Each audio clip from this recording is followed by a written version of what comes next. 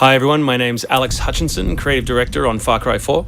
I'm Mark Thompson, I'm the Narrative Director on FarCry 4. Nice to meet you. Nice to meet you as well, and welcome to Curta, our new fictional location. So in FarCry 4, you step into the shoes of AJ Gale, who is returning to the country of his birth, initially just to scatter his mother's ashes before he gets caught up in what's essentially a civil war.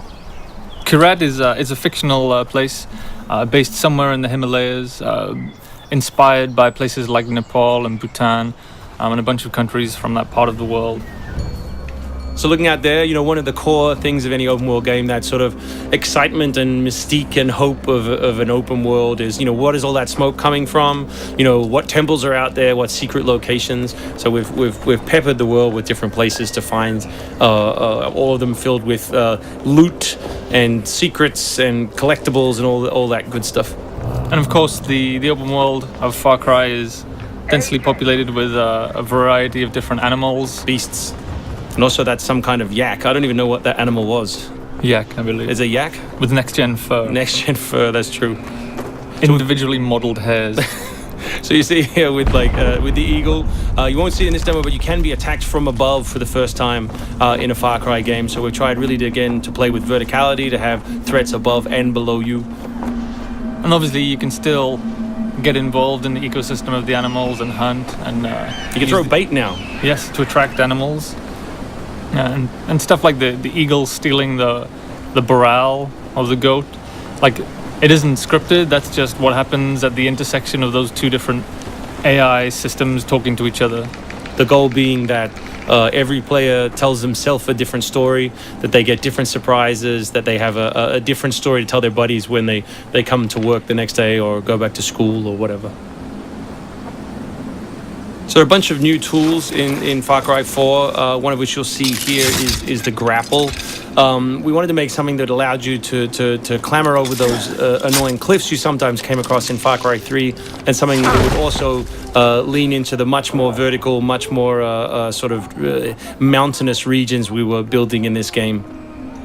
And that was a pretty simple example, but the level designers get pretty crafty with the setups. We have these areas we're calling adventure zones in the new game, which will take you to places like temples, which you can see from afar, and force you to use the grapple in sort of really interesting and different ways.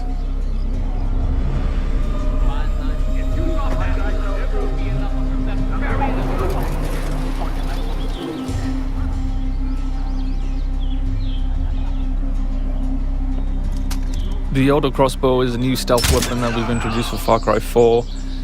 It adds a little more versatility than the bow did in Far Cry 3. Obviously it sacrifices the long range for rapid fire, but it's still a super useful stealth weapon. So this is one of my favorite bits. If you look down when you're meleeing in the new game, you kick. So you can do all kinds of fun setups such as that. Kicking things is hilarious. I expect people around the world to be kicking rocks, explosive barrels, dead bodies, come November.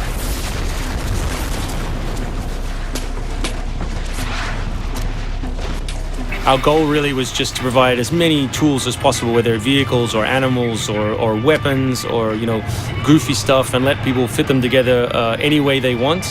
Yeah, and we've snuck a few features in that fans of Far Cry 3 I think are going to be surprised by. Drive and shoot. Yes. So drive and shoot, obviously it's a bit frustrating to be chasing someone forever and have to sort of drive in front of them, pull over and wait for them to get out. So now in the vehicles you can drive and shoot with any one-handed weapon.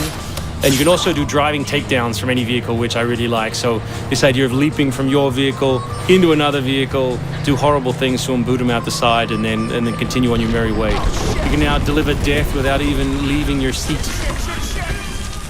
So wingsuit is still here, and it's really cool, as you see. And actually, when the space became more vertical, it actually became more fun. The mountainous environment means that there's a lot more wingsuiting to be found. And hopefully you won't get it before the middle of the game. You will. Hopefully you will get it before the middle of the game. That's the current plan. But we are many months away from watching you guys abuse us online.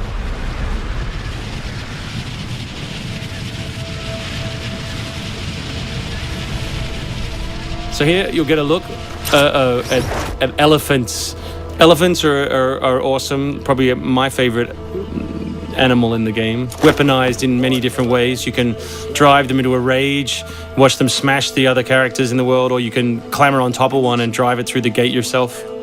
My favorite animal is the human animal. It's very Far Cry 2 of you, Mark.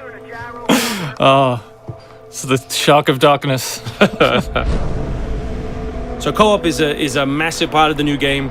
It's one of our big ways of opening up the open world and letting you play any way you want. So basically, when you ask your buddy to join, all the solo missions turn off, and you're left with all of the open world toy, the outposts, the fortresses, the towers, all the quests to play any way you want, and all that progress will be saved within your game. So you don't have to go into another mode, you don't have to leave your game, and you don't feel like you're wasting your time. All right, let's do this. What do you think of the buzzer, Mark, which is a small one-man helicopter? It's very red.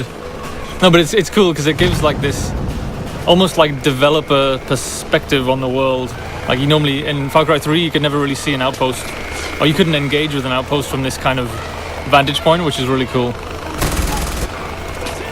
So the outposts from Far Cry 3 were like the template for the fortresses. They're kind of like bigger, better, more badass version of the outpost to More badass. to paraphrase Cliffy B. Badassitude. So imagine charging that vehicle, atop the elephant as opposed to just watching it happen. We spent a lot of money on that feature. A lot of money. Perhaps we could have put that in a video. Very expensive. So thanks everyone for watching. We really appreciate your time, and we look forward to showing you a whole lot more gameplay in the coming months.